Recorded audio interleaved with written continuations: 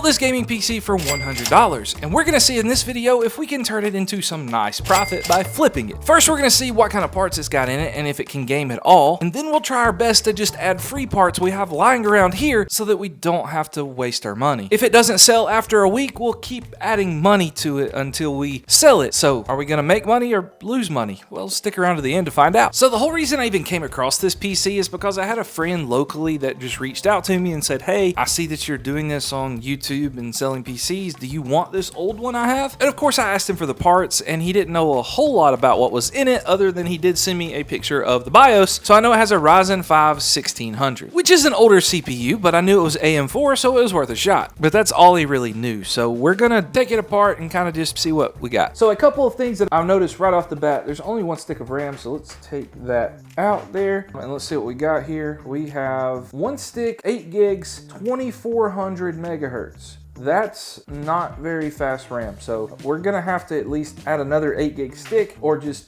get a whole new 16 gig stick. Either way, I'm gonna do something like that. The other thing that's concerning is there is no M.2 SSD, so unless this SATA cord that's over here running to the back is connected to a 2.5-inch SSD, that means we're running on a hard drive, and that's no bueno. All right, so it does have Wi-Fi, so that's good, although this cord is very annoying. But let's see what graphics card we got here, and it does look like, if we can get the camera to focus on it, we have a, I might have to lean it this way, and it looks like we have a GTX 1050 Ti. That looks about like what we got there.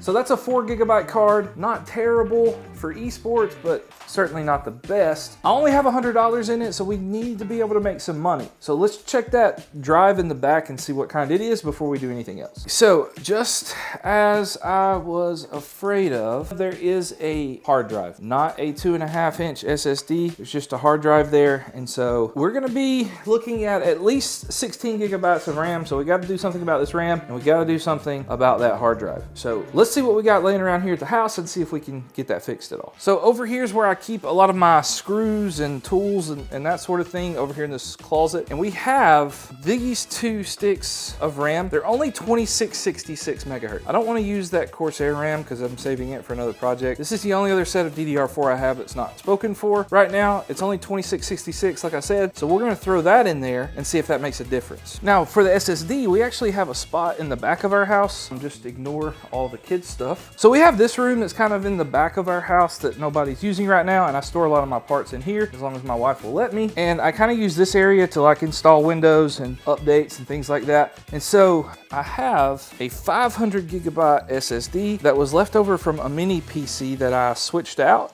And so it's free, only 500 gigs, but we will throw it in there and see how good it is. And that will get us our 2 basic requirements that we need to see if this will actually play any games. All right, so I'm gonna go ahead and put the new RAM in here, but before I put the new SSD, I'm gonna see if I can get it to load into Windows so that we can just copy that over so that we can get a free copy of Windows and not have to like pay for a Windows key, because that will obviously cost us some money there. And this RAM goes in like so. All right, so we're gonna snap that RAM in there. That's good. And then, all right, so we got the RAM in there, so I have 16 gigs, and we're not gonna put the SSD in until we boot it up. So let's get our trusty portable monitor here. I love this Arzopa monitor. It's my favorite monitor for testing these PCs out before I put them anywhere else and hook them up to my capture card and test them and that sort of thing. So I don't have to like move it around 100 times. I can just test it right here. So let's see if the PC will turn on in its current state and how fast it is, because you know, it's got a hard drive. Well, it booted up, so that's nice. We got some red fans at the front, so that's something. Something doesn't sound very good.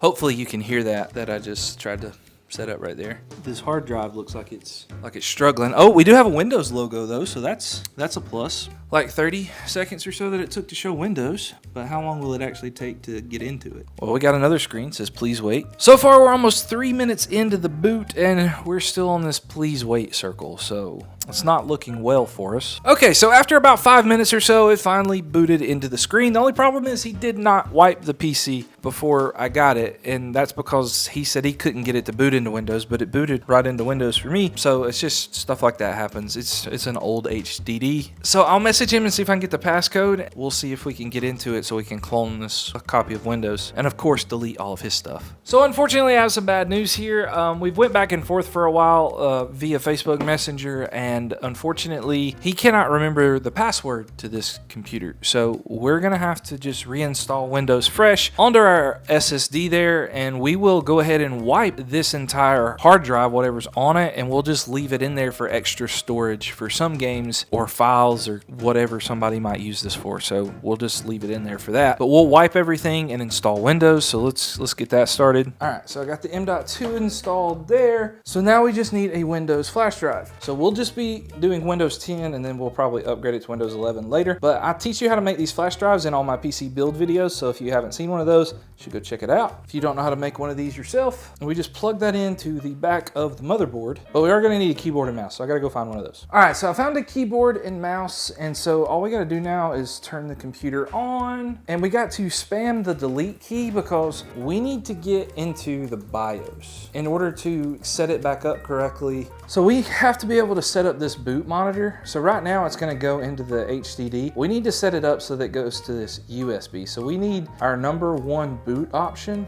to be the USB drive. USB general disk. That's what I stuck into the back of the PC over there, up there, so you can see. That way we can boot into that USB and delete everything off the old drive and install Windows onto the SSD. Then we're gonna press F10, save the configuration, and it will reboot and hopefully reboot into the drive. So now that we're booted in there, we're gonna click next, install now. Right now we're gonna say I don't have a product key because I haven't bought one, and we're gonna try to do Windows 10 Pro, accept the terms, custom install, and so we've got all these partitions here from all their old stuff. So we're gonna delete that, we're just gonna delete everything off all of these partitions. So once you have all the partitions deleted, you have unallocated space. We have a 1 terabyte, which is the HDD, and the 500 gigabyte SSD. We wanna make sure that we put it on the SSD and not the 1 terabyte. That'll kind of defeat the whole purpose of what we're doing here. So we're gonna click next, yes, and then we're gonna wait on it to do its thing from there. Once it's done doing that, it's gonna boot back up and look like you need to reinstall it again. So what we're gonna do is we're just gonna turn the computer off. We're going to take the flash drive out. Okay, take the flash drive out, and then we're going to turn the computer back on. It should boot up back into Windows from the SSD. Getting devices ready. This is part of the actual like Windows setup, so we'll boot again later to show you how much faster it actually is. This is just part of installing Windows. All right, so once we're booted up here, we're gonna set everything up. United States, US, skip. We'll log into Wi-Fi real fast. See if that Wi-Fi adapter works, you know? And then it's gotta run through a whole other process of things. So this is how I kind of set up all my PCs to sell, set up for personal use. Next, we're going to do an offline account, limited experience. Always put the name as user. Next, and then don't type in a password, just hit enter. And that way it'll boot straight up into the screen, and then they can do all that when they buy it if they want to. But this allows me to put all of the drivers and stuff on it and be able to have everything ready to go, so really they can just play if they want to. I click gaming here even though I don't think it really matters that much. And last time, after it does all of this, it should boot up to the Windows screen. All right, so now that we've got Windows installed and it's ready to go, we're going to turn the computer off real quick. And once it's done powering off completely, we will boot it back up and see how fast it takes to boot. Now with a clean bill of health. A new SSD, well, somewhat new. There really wasn't much on it ever. And we'll see what happens. Lights are on, boot it up. Let's see how long it takes. And it'll go straight into Windows because there's no password. Look at there. We're already in to the screen and bam, like less than 20 seconds. That's really awesome. So now let's just put some games on it. Let's just do the basics like Fortnite, Valorant, maybe try Call of Duty and Apex Legends just to see. So we'll have some benchmarks so that we can list this PC and see if it can sell without us spending really any money at all. So this computer surprised me in its benchmarking performance, I'm not gonna lie. But there's one thing that we need to note before we talk about the benchmarks is that our RAM is not 16 gigs, it's actually only 8 gigabytes of RAM. It is part of a set of 16 gigabytes of RAM, and that's all I looked at on the sticker. I didn't pay attention notification that it said a 4x4 kit, and we only got 2 of the 4 sticks. But for 8 gigabytes of RAM running in dual channel, it was able to get around 120 to 140 FPS in Fortnite. Now, I was pretty impressed by that. I actually won a game of Fortnite playing in this with 9 eliminations, although most of those were bots, but that's okay. But the 1% lows were around like 20 to 40, 50 sometimes, so that is a little concerning. But considering the price, I think it's pretty awesome. Now, I'm not gonna sell this with 8 gigabytes of RAM, so we're actually gonna add 16 gigabytes, but I'm not gonna re-benchmark it. I'm just gonna, because the FPS is not gonna change much, it's just gonna make it a little bit more stable as far as like 1% lows and stuff. And if the FPS is better, then they'll just be even happier when they get the PC, you know?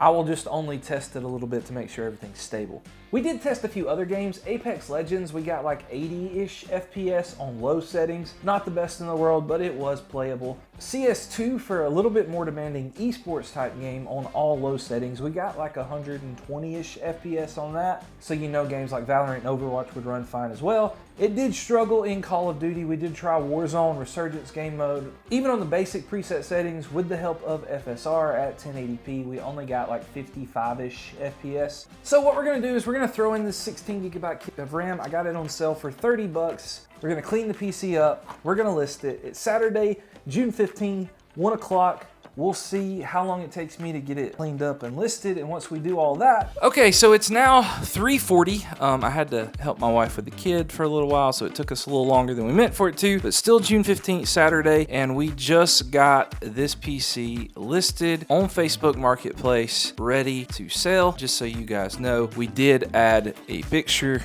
here with the arrow pointing to the power button so that we can make sure that everybody knows that power button's missing. We listed it for $350. I don't think it'll sell for that, but if I get an offer anywhere around $250 to $300, we'll definitely take that, because you probably couldn't build it for that price. So $250, $300 is what we're looking for, but we'll see you back here in a week to see if we sold it or not. All right, so it's Saturday, June 22nd, and it's 2:55, so it's been almost a full week since we listed our PC, and I sat down getting everything ready to film this section of the video, and I was gonna be telling you, well, we didn't sell the PC.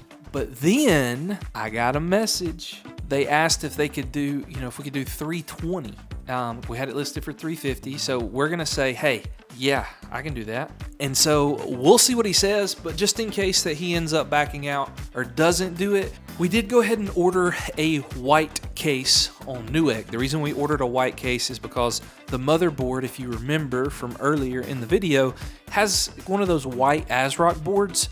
So we went ahead and did that, and if we don't sell it, we'll spray paint the GPU, and that should give us like a nice little white look, and we'll only add $50 to the cost, even though the case is things like $55, but we won't add any cost to the price of the build, because I've got some extra white fans laying over there. Everything will be fine. So I'll be back whenever this guy messages me back. Okay, so it's currently Sunday, June 30th, and we actually have had a couple of issues with the PC as far as we had people message us, then they would back out, and then message us, and then it would back out. And I was gonna change the case yesterday, but we had another YouTube video that we had to get to, and that was important to finish. And so we just, we're here. And luckily though, last night I had someone message me about the PC, and we've been in contact, and I'm going to deliver it now and hopefully come back with some money. So let's go do that.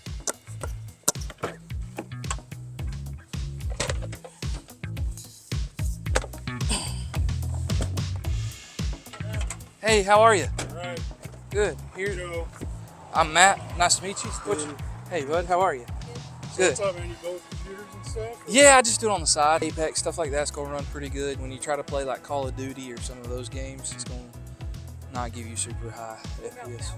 Valorant, it's perfectly fine. CS2 got over 120 FPS. You like Valorant? Or you been wanting to try it? Yeah, I really like Valorant too.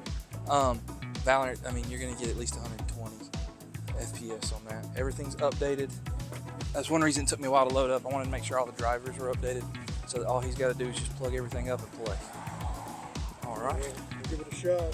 Give it a call if you need anything. Absolutely. If he ever has any questions whatsoever, I'm around for tech support.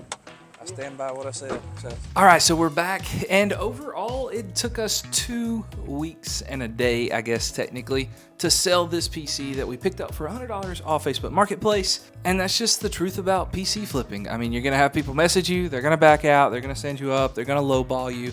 But at the end of the day, if you're patient and you stand behind what you sell, you can get this sweet profit. That's $200 worth of profit. That means $200 more towards the pool that we're trying to get for my wife.